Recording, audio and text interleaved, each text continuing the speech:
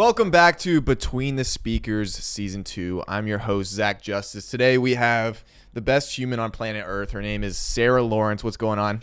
The best human on planet Earth. That's a good introduction, isn't it? I was told to say that. Please don't get too high on yourself. I apologize. No, she's an international DJ. I'm hearing you're from Australia. You know what? That's so funny. When you say like international DJ, it sounds dumb, but it's true. Isn't that funny? I didn't even classify that until now. Especially since we're not doing anything right now, you know? So I don't know if you know this, but I do stalk you. I've been doing this for years now, and so I do know you're from Perth, Australia.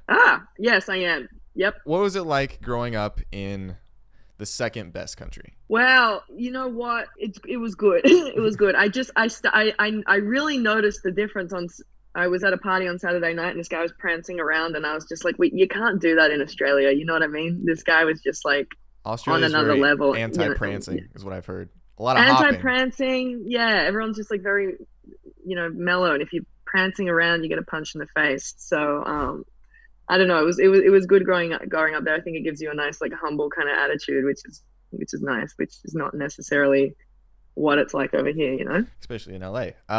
Yeah. So how long have you been DJing? I started 10 years. 10 years. 10 years. You think you're gonna stick to it? Sounds like it. I mean, what are we doing? What's happening with COVID? You know what I mean? I can't see it. I can't see anything happening anytime soon. You know what I mean? So it's kind of like get gigs right now.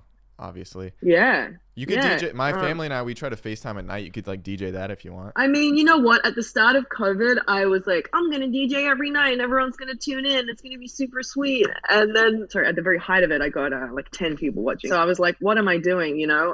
This is not for me to do. This is for like Bob Sinclair to do. And then I saw that Bob Sinclair was doing the same thing. And he's getting 35,000 people watching him every single day. And I was like, all right, Sarah, you can calm down. Let's leave it to Bob Sinclair, Have you thought about what if we threaten Bob Sinclair for his viewers? Have you thought about that? I would love to threaten Bob Sinclair. Okay. You know what I mean? I'm down. He's so jolly. Yeah. Yeah. He's so jolly. He needs to be brought down a peg. He's so lovely. Speaking of being a DJ, guess what? We got a DJ game I want to show you. Okay? Keep your eyes wide open. I don't want you to blink once. Here we go. Best DJ game in the world. Oh, wow. This is epic.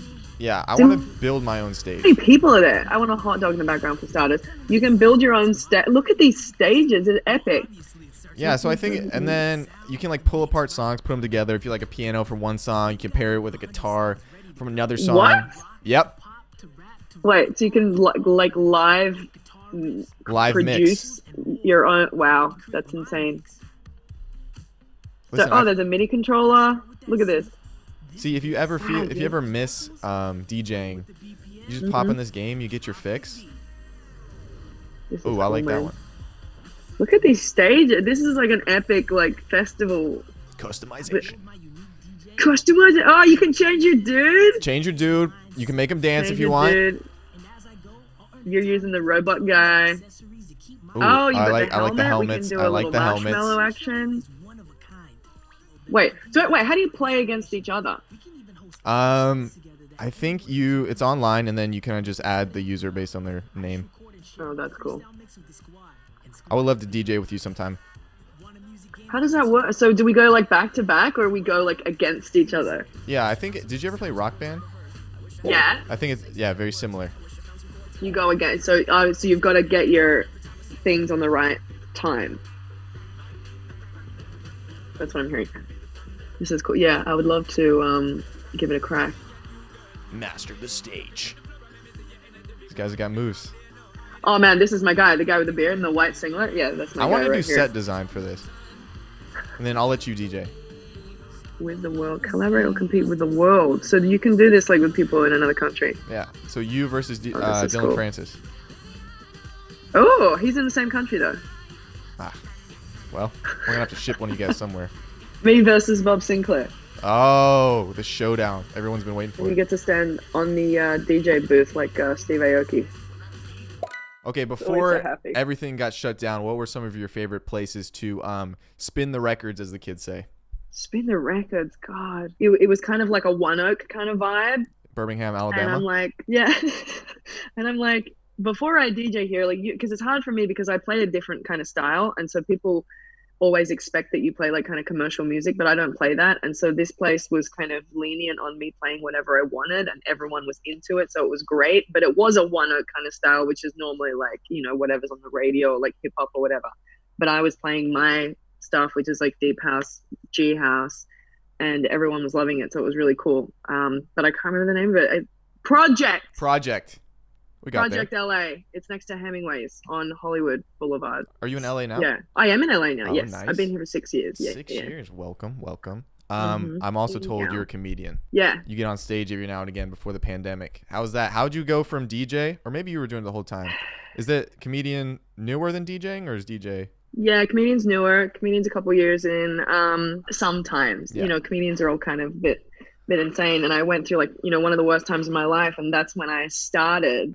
The trauma. And and then that kind of like took off, and so I was just focusing on that 100%, and DJing kind of fell by the wayside. But that was what was really working for me at the time, and that's also what's going to continue to work in the future, I think, because I can't see when, you know, thousands of people are going to be hanging out at a festival. No, it's again. Yeah, and even if I don't know, the world is going to be so much more different after all for years, like I read a thing that was like it's going to be like 5 to 10 years before things kind of go back, and it's like, what do we do in the meantime? You know, I suppose they could, you know, everyone's like trying to innovate and figure out whatever, but you know, then maybe they're going to do like the silent disco thing, and everyone's going to be 6 feet away, but it's like then you can't drink, because once you introduce alcohol to the thing, then everyone's going to be on top of each other. I've been placing bets. It's like, okay, will the world go back to normal first, or will my dad come back into my life? It's like, I don't know which one's going to happen, but my bet's on COVID.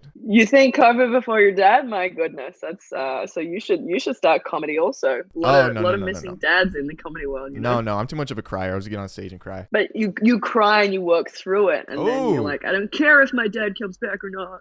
That's the thing. I've never worked through things. I gotta start doing that. Do it. So I was going through a really bad time in my last relationship, and I was working it out. You call it like working it out on stage. And the first few times that I went to do it, I was like crying, like trying not to cry, because it was so fresh and so raw.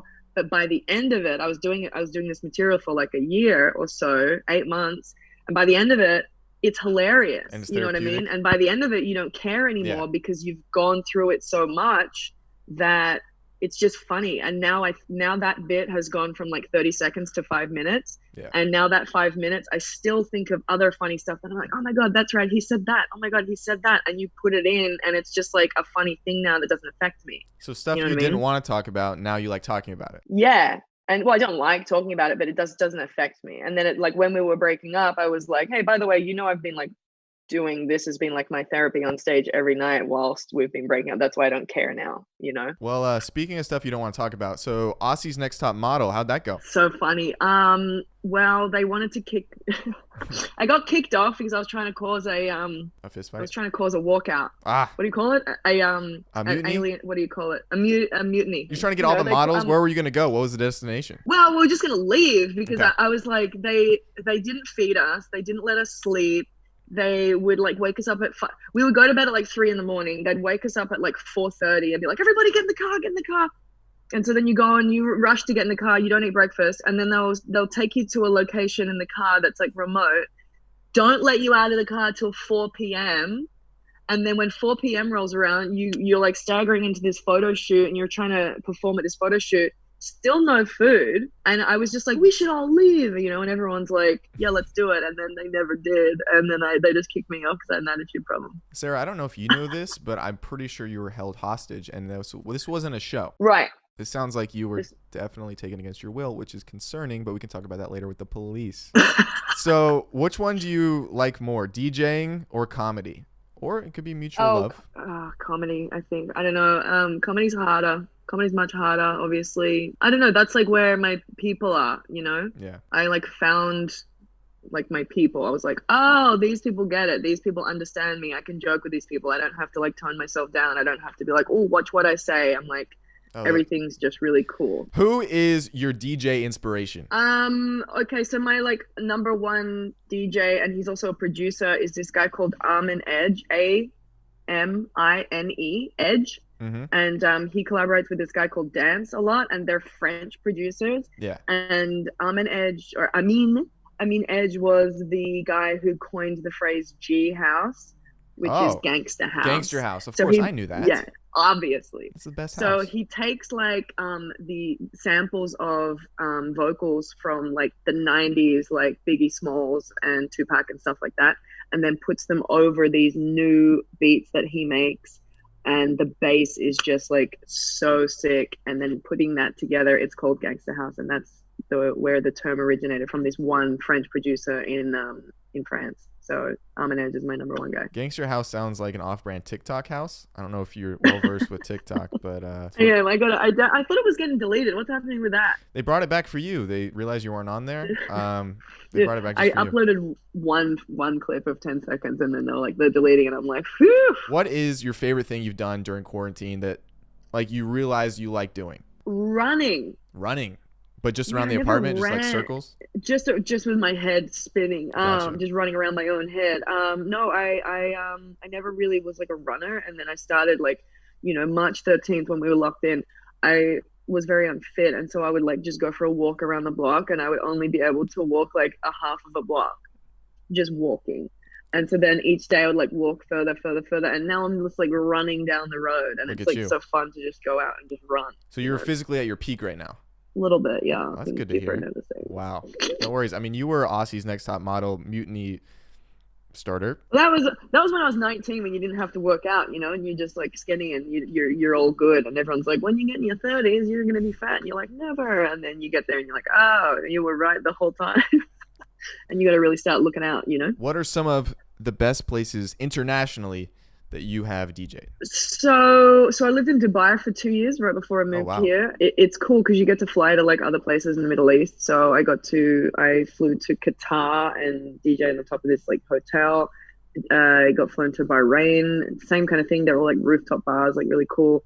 Kuwait as well. I was actually the resident DJ in it's the tallest building in the world. It's called I can't remember what it's called. You got it. Burj Khalifa. The Burj So there's Khalifa. a bar, I think it's on the 129th floor, and it's called Atmosphere. And you can look out and you can see all the fountains and all that jazz. And so that's cool. What else? So I DJ'd in London. I DJ'd at Ministry of Sound in London. I DJ'd in Ibiza. Okay, and then when did the transition to comedy happen, did you say? A couple of years ago. So I wasn't really. So I moved to LA for DJing. Like my visa was in DJing, and then just like I couldn't break the scene without going out and like being at a warehouse party at 5 a.m. and like meeting everyone that way. You know what I mean? I was kind of like, I don't know if I want to do this. So I started a business in a separate field, and then comedy just kind of started, and then so it was just like the business and comedy, and now that's the thing. All right, Sarah, but besides running around your block, what are some things coming up for you? Well, I had a couple shows like in the previous few weeks, but nothing's really coming up because the holidays are kind of coming up, so I have no idea what's going on. If you want to check my Instagram for that's where I put everything coming up. It's at the Sarah Lawrence. The Sarah Lawrence. And THE. Gotcha. And then flyers will be posted there, but there's nothing as yet because All right, Sarah, thank you so much for joining me today. It was great to learn about your DJing, your comedy, and your revolt, and your running. So it was great to meet you. I hope to go to one of your sets someday, whether it's comedy or DJing. Thank you so much. Thanks for having me.